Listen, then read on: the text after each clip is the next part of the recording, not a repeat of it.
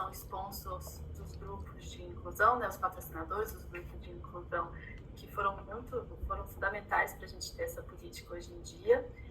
E pela Mônica, então o Pedro estava mais importantes empresas nos setores de telecomunicações, automotivo, viagens, entretenimento e financeiro alcancem efetiva maturidade digital. Ela é experiente em estruturação ou reestruturação de negócios digitais complexos e à frente de equipe com 60 profissionais de negócio e cientistas de dados, desenvolve iniciativas de integração de dados com base em machine learning para expandir o potencial dos clientes em estratégias de aquisição, cross-sell e upsell. Como um desafio de negócio, porque ele vai impactar o negócio. Então, se você começar a medir, quando a gente começou a trazer, por exemplo, mais mulheres no meu time, a gente começa a ver a evolução da receita em faturamento do meu time que tem mais mulheres. Quando eu começo a ter um time com mais diversidade, eu começo a trabalhar PWD, eu começo a trabalhar com pessoas negras e isso começa a evoluir, eu vou mostrando o impacto disso na receita e no faturamento. Porque diferenças de opiniões, diferenças de estilos de vida, diferenças de referências nos tornam todos seres melhores, né? E eles têm um impacto muito grande no negócio e na inovação. O quarto ponto é propriedade de todos, começando pela liderança. Então, os líderes têm que estar super engajados e tem que impactar no médio prazo os bônus, a gente vai falar sobre isso. Diversidade, equidade e inclusão da Clear CDI, alinhando seus valores e cultura com suas práticas em relação ao tema. E por que essa política é importante, né? Então, quando a gente tem uma política de DI, ela ajuda a gente a institucionalizar a promoção, ela permite a gente a institucionalizar a promoção de um ambiente de trabalho respeitoso, justo e inclusivo. Ela permite que a gente mostre, né, o nosso posicionamento e direcionamento da empresa em relação às ações que envolvam DI na empresa. É um material de suporte para o desenvolvimento e formação das pessoas sobre os temas das pessoas, para a gente colocar as ações de diversidade, equidade e inclusão em prática pessoas. Então, quando a gente olha para os nossos valores, né, confiança é o nosso principal valor. E aí a gente tem palavras que definem esse valor, que é autenticidade, honestidade, transparência e integridade. E aí, quando a gente fala de transparência, olhando sobre como as decisões são tomadas, né, tem 3 estudos que falam sobre isso, que mostram que o aumento de transparência leva a melhor desempenho e engajamento das pessoas por se sentirem parte da organização, e é uma das maneiras mais fáceis e rápidas de aumentar a confiança também nas pessoas, na empresa toda. A referência que a gente usou para construir nossa política foi essa daqui, que é a da Natura, e a gente teve a participação dos grupos de inclusão, o Squad de Diversidade, o Compliance também, o Fórum da Cultura e o pessoal do Marketing, que colocou essa identidade bonita aqui, que inclusive vocês estão vendo aqui na apresentação. Para o conselho, para o comitê de pessoas que a gente tem aqui da CRIA, o pessoal deu algumas sugestões, falaram um pouco do material. Então a ideia é que até semana que vem vocês também deem uma olhada no material com mais profundidade e enviem as sugestões de verdade, o terceiro de inclusão e o quarto de respeito. E aí, para falar dos nossos compromissos, eu vou convidar agora os nossos sponsors dos grupos de inclusão. Tanto internamente como em relações externas ou com outros stakeholders, tendo um compromisso da gente colocar práticas e processos que previnam isso e que a gente, uma vez que isso aconteça, se mesmo assim, mesmo com essas práticas preventivas, isso ainda aconteça, que a gente haja dando tanto espaço para as pessoas terem um canal onde elas se expressam e também a gente conseguir trabalhar isso e ter as consequências necessárias. Mas a partir desse compromisso, a gente está colocando aqui a necessidade, né, e a ação de divulgar isso de forma periódica, da gente ter clareza, da gente apontar quais são esses números para que todos vocês tenham visibilidade, para que toda organização tenha visibilidade e que a gente consiga, com isso, trabalhar e fazer os nossos compromissos com maior representatividade. Dados desses objetivos por vocês, por todos nós. Então, da gente olhar, primeiro a gente ter visibilidade, ter disciplina, ter frequência em relação a esses dados. Segundo, a gente colocar objetivos, cada um de nós colocar quais são esses objetivos que a gente quer buscar e quais são os nossos compromissos aí como líderes nesse tema. Acho que a organização já vem indo um pouco nesse caminho, né? Dando exemplos aqui, delivery, colocando isso dentro de um dos pilares ali de planejamento, o comercial, quando busca algumas vagas específicas para a gente trabalhar com grupos minorizados. Então, a gente passa pela formação não só técnica, para que a gente tenha mais pessoas dos grupos subrepresentados atuando dentro de outras áreas. Então, um exemplo bem... Tem uma parte que eu faço, de um módulo que eu faço com a Ana, onde a gente fala especificamente sobre viés inconscientes e como eles impactam no perfil do líder e como o líder impacta nos liderados. Então, quando a gente fala de ter essas pessoas subrepresentadas atuando nos times, a gente tem que pensar na formação desse ambiente inclusivo, que passa pelo papel do líder. Então, o líder precisa ser capacitado a ser um líder inclusivo e que gere um ambiente de diversidade, equidade e inclusão dentro dos seus times. E passa também por um outro aspecto, que é como a ClearSale atua motivando e incentivando o desenvolvimento de grupos de pessoas subrepresentadas fora do nosso ambiente corporativo. Então, o quarto compromisso tem esses aspectos. Ajustada, ter os processos para ter pessoas de grupos subrepresentados aqui na ClearSale, mas de fato esses grupos precisam ter as pessoas aqui, precisam ter essa representação. Essas regras de política que a gente trocava com os clientes em diversas reuniões, e a partir daí nós priorizamos junto à TI essa discussão e estudamos a viabilidade técnica para que a gente pudesse acabar com os termos whitelist e blacklist e transformá-los em good list e bad list, que é o que a gente pratica hoje, é o que nós orientamos o nosso time, né, alguns comentários, algumas observações dos analistas justificavam a não aprovação do pedido usando a expressão a voz não condiz com gênero, né? E em algum momento a gente também entendeu que esse era um exemplo discriminatório, que a gente precisava fazer um ajuste nesse procedimento. O discurso é a nossa política de diversidade e inclusão, mas a gente sabe que tem um caminho longo aí para colocá-la em prática.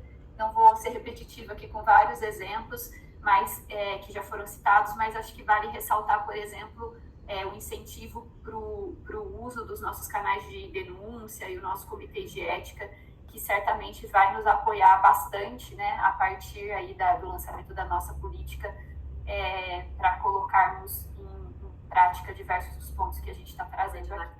Que a Fê comentou, e aí foi impressionante assim, o retorno que teve lá no LinkedIn, né? Então, 536 likes, 23 comentários, e eu fui até perguntar para o pessoal do marketing quanto que a gente considera que tem uma boa repercussão algum post no LinkedIn, né? Geralmente são mais ou menos 100 likes e mais ou menos 10 comentários. Então, um post, registros internos, audiodescrição que a gente faz em intérpretes de Libras nas TEs e eventos externos que a gente tem feito também. Então, são ações que a gente tem feito e que estão dando um retorno muito legal para a gente aqui dentro. Sustentabilidade, do olhar uma visão 360 graus da empresa é super importante. Então, parabéns pelo avanço, eu acho que é super importante a gente ter uma pauta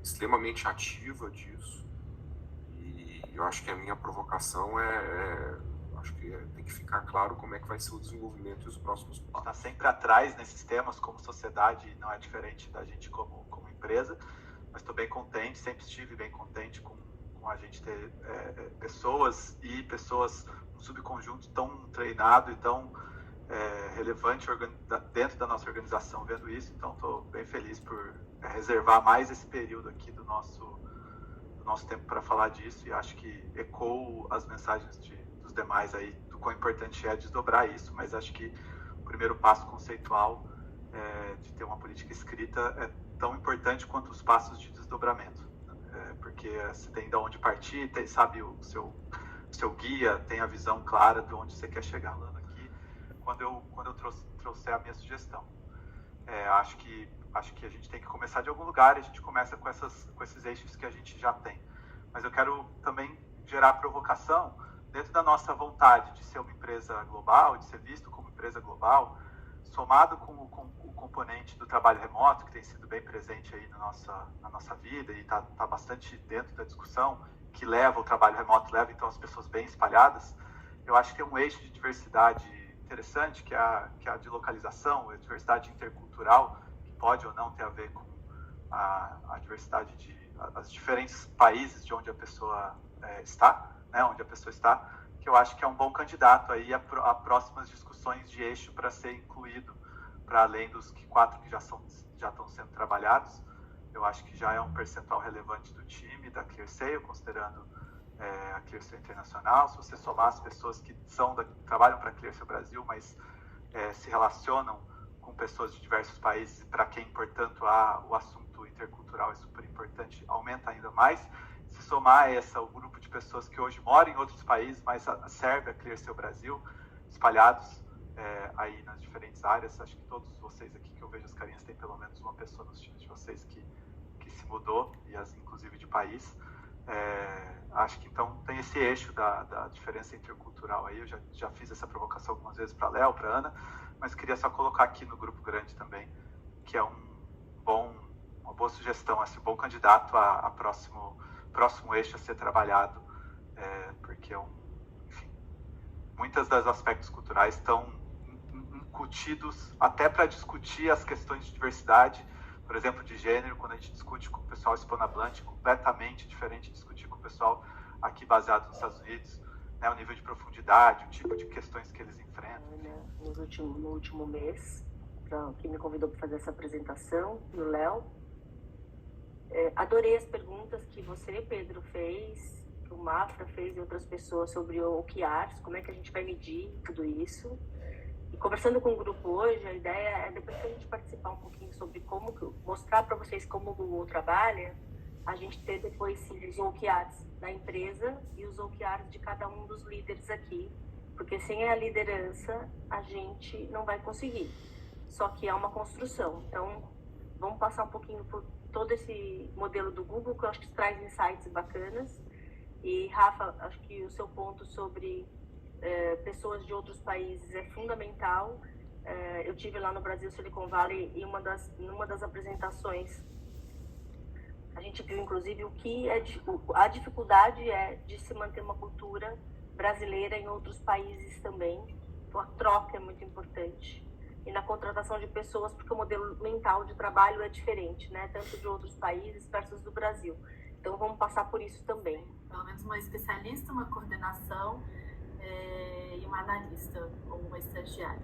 Mas varia de acordo com a estrutura da empresa e os objetivos, onde que a empresa quer chegar também com o tema de diversidade. Eu acho que seria legal a gente ter um plano mais médio e longo prazo para convergir para mercado. Muita coisa que a gente vai aprender agora e melhorar a estrutura que vai dar visibilidade nesse roadmap de longo prazo. Mas eu queria colocar umas provocações que é o quão comparável por perfil de empresa, por indústria, essas metas são factíveis para a gente. E a outra coisa é o quão a gente está pensando em se estruturando para ser uma coisa corporativa e institucional em que todos acreditam e para que não seja só metas top-down empurradas para não sair um tiro pela culatra, né? Porque daí no final eu acho que tem muito espaço, tem muita coisa para se fazer para esse desenvolvimento, mas que as coisas que ela ajuda para um processo natural que deveria acontecer e deveria refletir já o que é hoje. Fazer um movimento bottom-up para a construção delas também e ver qual que é o tamanho do gap, talvez, entre uma visão institucional e uma visão da realidade de cada time. Já tem um fator que dispara a gente revisitar essas metas, que a gente passou meio rápido ali no slide, mas se eu olho, por exemplo, o plano de equilíbrio, com a minha projeção de contratações para agora, eu não atinjo as metas que a gente colocou ali. Elas foram desenhadas num cenário refletindo uma realidade parecida com a de 2021, de um crescimento super acelerado, onde você consegue fazer isso. A única maneira de eu atingir é se eu tiver um turnover absurdo, que eu espero não ter nesse nível. Possíveis vertentes, né? Uma vertente que eu particularmente gosto, e é uma jornada longa, é de refletir a realidade do país, né? Então, eu buscar, eu deveria ter uma liderança mais próxima de uns 50-50, eu deveria ter pessoas negras ali 50 e poucos %, né? Então a gente buscar refletir um pouco mais a demografia. A gente parte, o setor de tecnologia especificamente, parte ainda de passos talvez mais atrás, né? Então, mas você vai colocando isso como jornada. Na Unilever foi um plano de 10 anos para você buscar a equidade de gênero na liderança. E quando isso começou, a empresa estava em 30%, e 10 anos depois chegou nos 50%, e faz parte do jogo, né? Então acho que representados é muito difícil para fazer com que as pessoas falem. Por que é muito difícil? Porque quando a gente não é, a gente não sabe, a gente não viveu. Então a gente precisa muito de comitês de pessoas, que vocês usaram uma expressão aqui, que elas sejam consultores, que elas sejam conselheiros. Esses grupos, eles são muito importantes para ensinar as pessoas. Então, acabam se suicidando, inclusive, de um tema que deveria ser muito mais natural, e a violência que elas sofrem. Depois, quando eu fui sponsor dos Afro-Googlers, e hoje eu sou advocate dos Afro-Googlers dentro do Google, a primeira coisa que o grupo fez, que foi uma experiência muito bacana, foi mostrar pra gente, né, pessoas brancas, o que é ser negro no Brasil. Foi enriquecedor, foi um debate sem medo de falar, foi transformador, saber que coisas do dia a dia, por exemplo, um dos casos que foi bastante maravilhoso foi uma das meninas do Google uma vez falou para uma outra, me empresta umas fotos, ela estava fazendo uma máquina fotográfica, eu precisava fazer umas fotos com máquina fotográfica profissional. Ela era negra, aí a pessoa falou, olha, pega a minha máquina aqui que eu te dou, que era uma máquina profissional. Ela falou, você tem nota da máquina? Ela falou, não. Eu falei, então eu não posso levar a sua máquina, porque se eu não andar com a nota, uma polícia pode me parar. É surreal que isso aconteça, né? E é surreal que a gente nunca tenha pensado nisso também. Então, só a gente ouvindo essas histórias é que a gente começa a descobrir o tamanho de desafio. E, ao mesmo tempo, a gente promove também debates. Porque, por exemplo, a gente fala muito de mulheres, os homens também estão mudando muito, né? Então, quando a gente tem o comitê de mulheres, os homens podem participar. Então, eles começam a entender com muito mais profundidade os desafios de ser mulher. Acreditar. E para isso, dentro do Google, cada líder tem que ter um OKR. Então, a gente tem os OKRs da empresa e cada líder tem a liberdade de criar o seu OKR para o tema diversidade. E esses OKRs, eles são públicos, todo mundo tem que conhecer. E eu sou avaliada se eu trabalho por esses OKRs que eu me comprometi ou não, pelo meu time e pelo meu manager e pelos meus pares. Ok? Discussões, melhores decisões e melhores resultados para todos. E é muito legal quando a gente começa a aferir esses resultados, quando a gente começa a usar dados e aferindo esses resultados, porque a gente tem um time muito mais engajado. Um desafio de negócio, porque ele vai impactar o negócio. Então, se você começar a medir, quando a gente começou a trazer, por exemplo, mais mulheres no meu time, a gente começa a ver a evolução da receita e faturamento do meu time que tem mais mulheres. Quando eu começo a ter um time com mais diversidade, eu começo a trabalhar PWD, eu começo a trabalhar com pessoas negras e isso começa a evoluir, eu vou mostrando o impacto disso na receita e no faturamento. Porque diferenças de opiniões, diferenças de estilos de vida, diferenças de referências nos tornam todos seres melhores, né? E eles têm um impacto muito grande no negócio e na inovação. O quarto ponto é propriedade de todos, começando pela liderança. Então, os líderes têm que estar super engajados e tem que impactar no médio prazo os bônus, a gente vai falar sobre isso. Parte da cultura, porque ela tem que fazer parte da cultura. Pense global, mas haja localmente. Então, o grande aprendizado é, a gente pode ter métricas que sejam globais, e a gente tem, mas a gente tem que entender as diferenças locais. Não dá para o time dos Estados Unidos exigir que eu tenha as mesmas métricas que ele, ou exigir que eu não me deixar tudo no primeiro ano. Não adianta querer fazer tudo no segundo ano. Isso é uma maratona, é uma jornada. E a gente precisa construir essa jornada de forma que a gente conscientize as pessoas. Porque conforme a gente vai conscientizando, a jornada ela pode ter KPIs menores, mas ela vai ser transformadora dentro de uma empresa. Ver, progredir e reter mais talentos subrepresentados.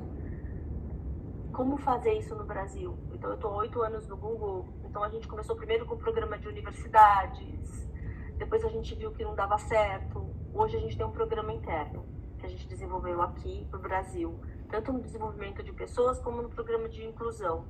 Um pool de talentos que a gente está formando para que a gente possa colocar essas pessoas numa cadeira de diretor ou até de CEO.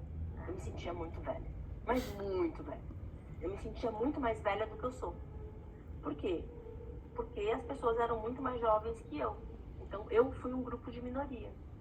Hoje eu tenho muito mais pessoas dentro do Google da minha idade. Mas como é que a gente mostrou para as pessoas que podia existir uma troca, né, entre as pessoas mais jovens e a experiência da Mônica?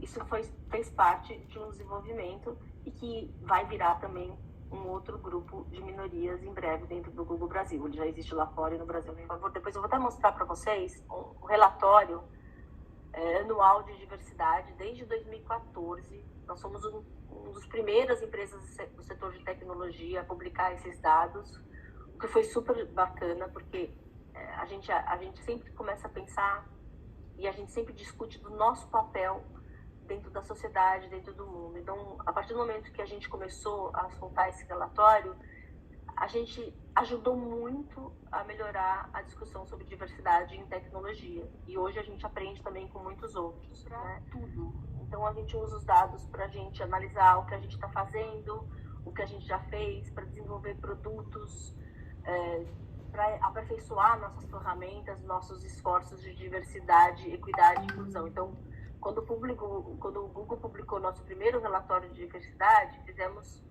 você pode mudar mais alto, nomeia, ajudou muito a gente a compartilhar a nossa evolução.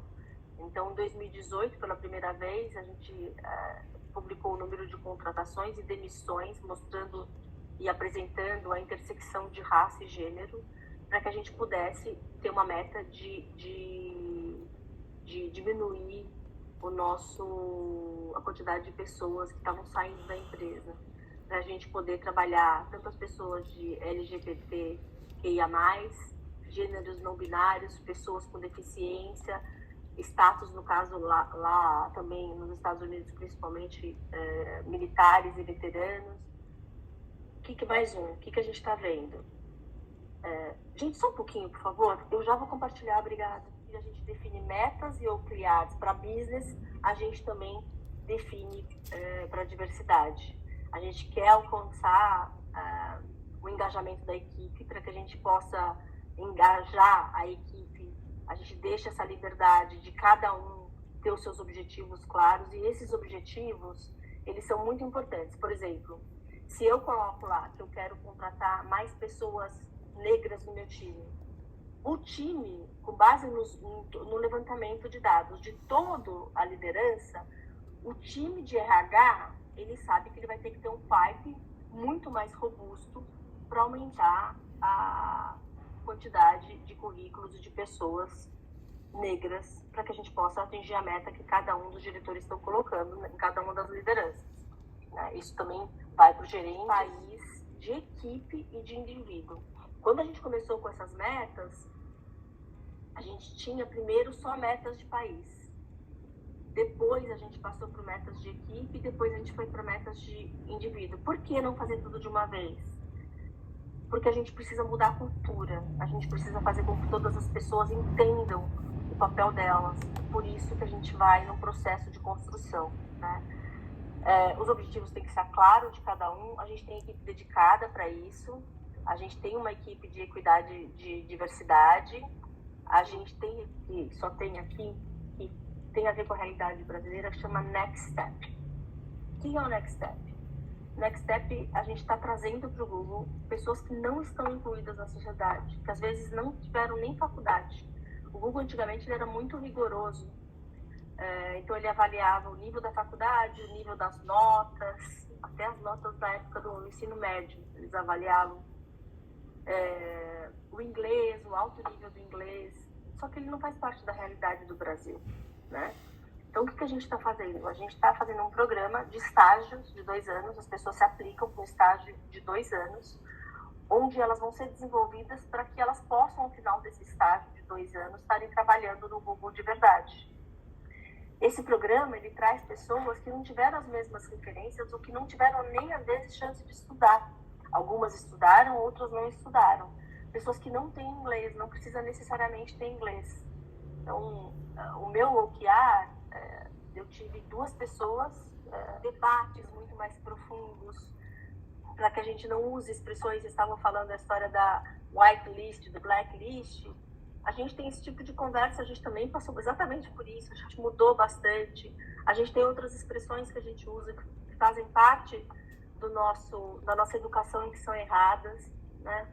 E hoje a liderança se reúne. Então, por exemplo, a cada mês, dentro do meu time, que hoje tem 70 pessoas, eu discuto sobre esse tema com o meu time, né? E a gente vê qual que é o impacto da Mônica, qual que é o impacto dos gerentes, em como a gente cria um programa de treinamento cada vez para a gente aperfeiçoar nossas métricas e para a gente aperfeiçoar a nossa fala sobre diversidade.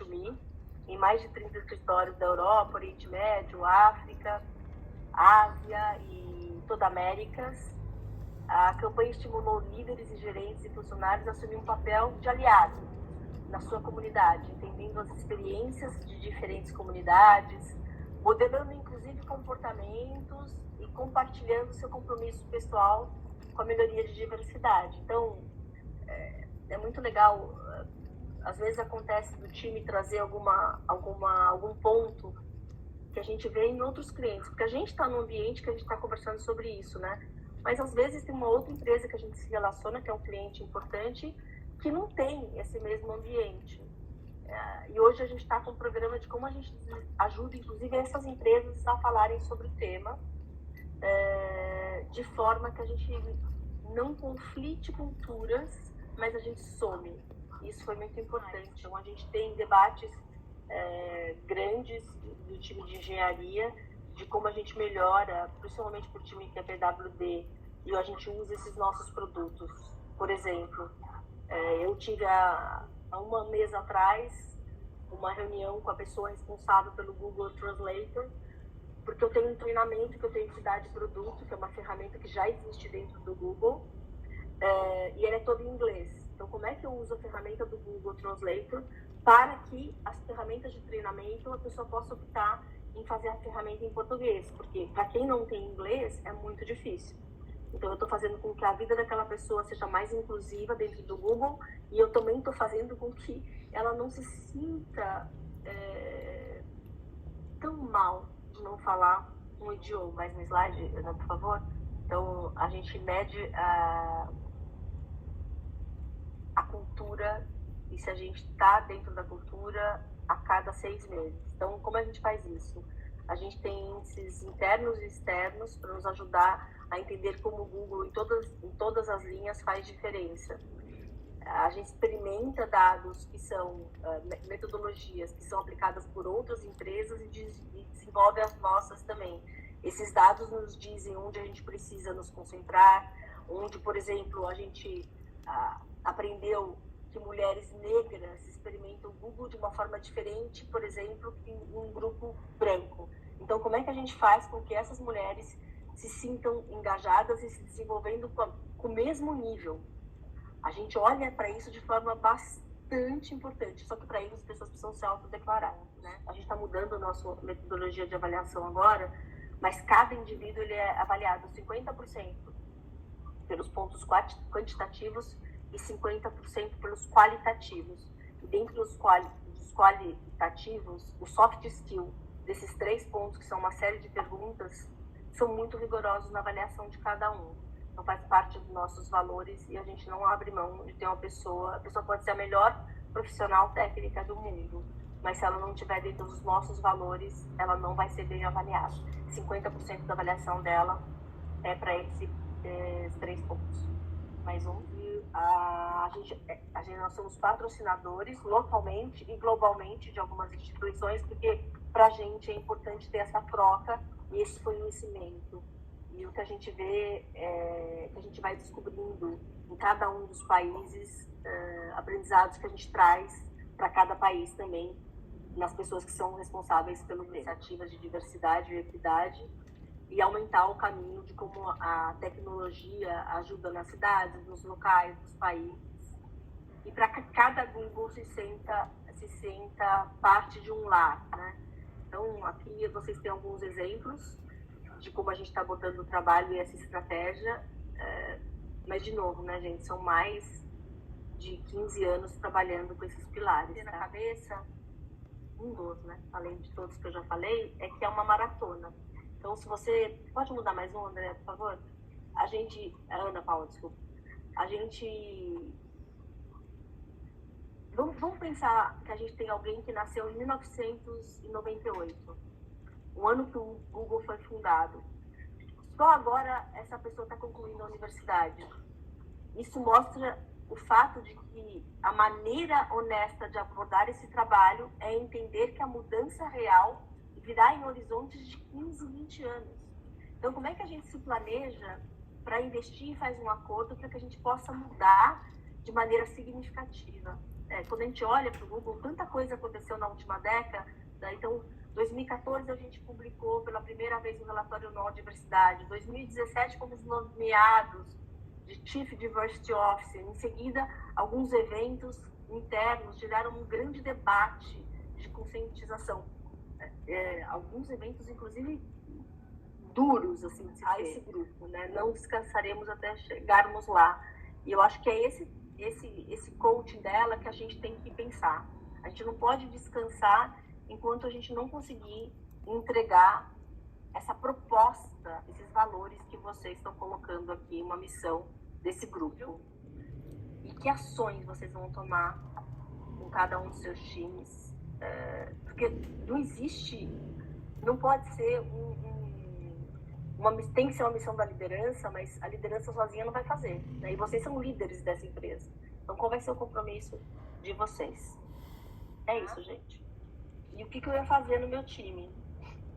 E no começo é muito difícil, gente, não é fácil, mas é muito bom, muito bom. Essa janela de tempo, como foi 4 essa anos. jornada? Foi 4 anos.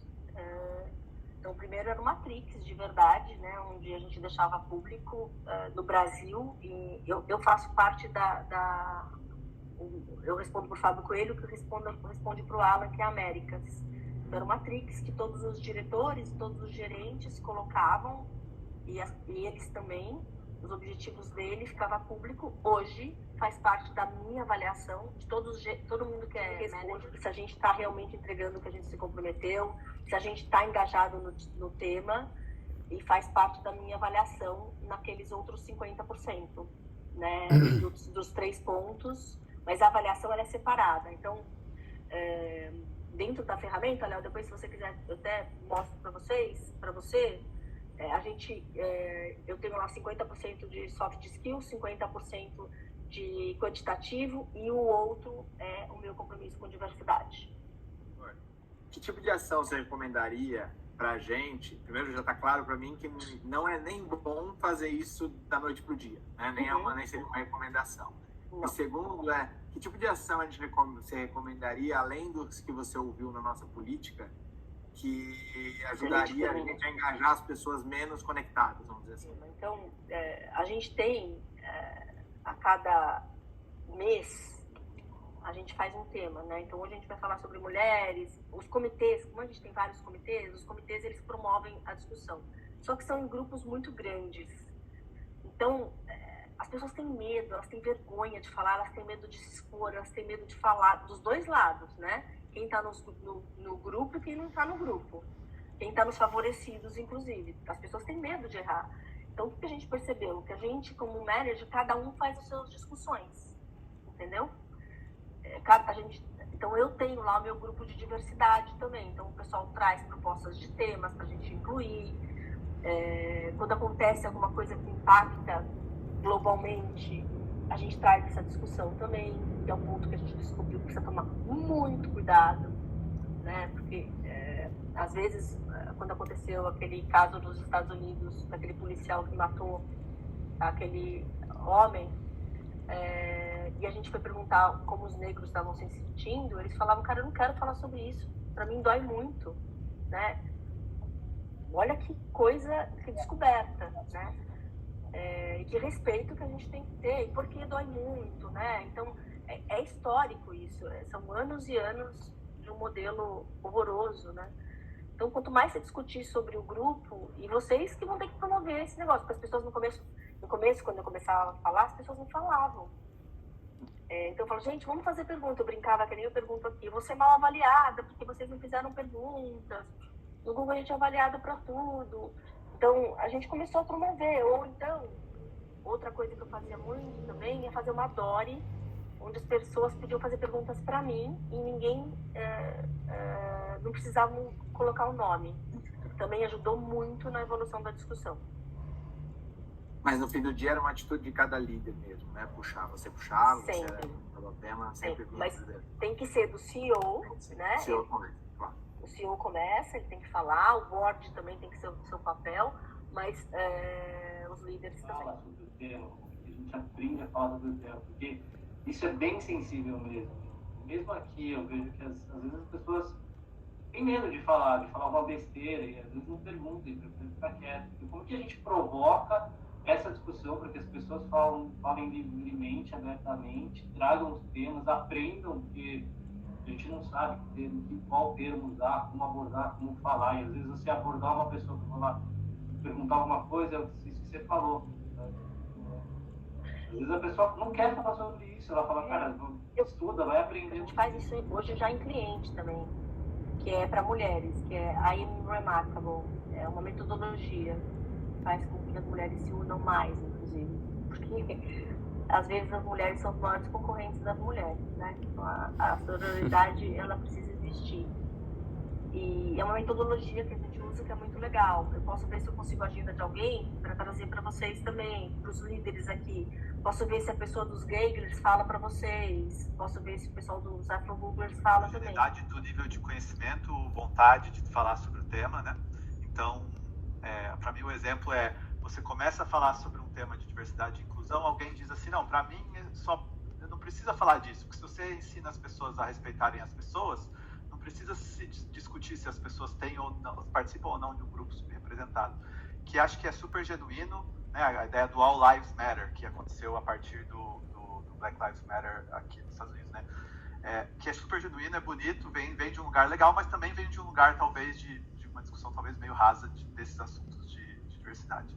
E a partir disso, dessa pergunta né, como ter ao mesmo tempo conversas que podem ser bem profundas com algumas pessoas que já estão e outras pessoas que estejam em um nível mais superficial, e dentro dessa resposta, como lidar, se você tem lidado com, porque esses temas têm ficado cada vez mais politizados, né, dentro de uma polarização. Isso é verdade para o Brasil e para os Estados Unidos, suponho que seja para muitos outros lugares do mundo. Então você fala de um tema que parece universal, parece humano, mas automaticamente esse tema pode vir a ser associado a um negócio que pode não ser necessariamente, né, a interpretação pode ser de um viés político aí que não necessariamente existe no tema. As pessoas falar sobre isso. Então, por isso que vocês vão ter que puxar essa conversa com o time de vocês. Você vai no micro para ir para o macro, né?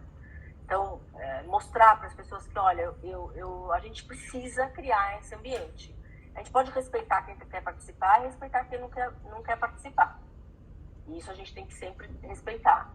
Só que é engraçado, porque as pessoas que acham que é uma besteira falar sobre isso, a hora que você começa a falar, trazendo insights, relatos de vida, principalmente, elas começam a falar, uau, né? Eu tenho vergonha de não querer entender sobre isso, entendeu?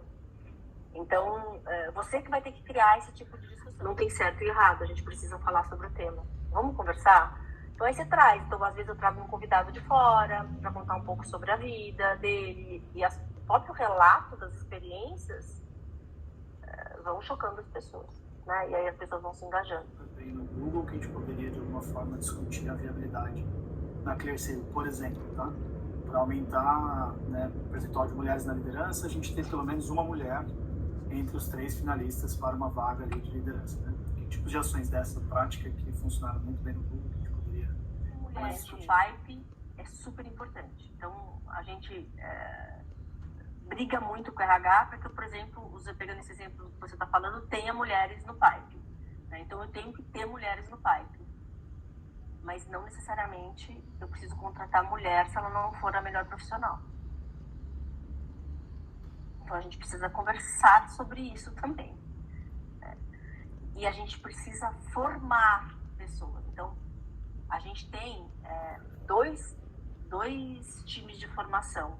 Esse projeto do Next Step é um projeto da gente incluir pessoas no Google, né, que não estão incluídas na sociedade, como eu falei. A gente começou com 30, a gente está indo para 100 pessoas. No primeiro ano foram 30, a gente aprendeu muito, tem muita coisa para a gente melhorar no processo. E é um excelente exemplo disso, mas a gente tem que discutir muito sobre o tema e colocar as métricas que tem que ter no pipe. Então, eu quero contratar pessoas negras e eu quero contratar asiáticos e eu quero contratar mulheres. Tem que ser uma briga muito grande minha para que eu tenha essas pessoas no meu pipe. Mas se eu não tenho, eu tenho que formar essas pessoas. Então, por exemplo, PWD. PWD, a gente detectou no Google que a gente tem um grupo grande de pessoas que não tem conhecimento de AdWords. É muito difícil. Então, a gente contratou vários PWDs que vão ser formados para irem para todos os times. A gente criou um pool, onde eles vão ser desenvolvidos e depois eles vão para todos os times. A gente vai formar pessoas com PWD.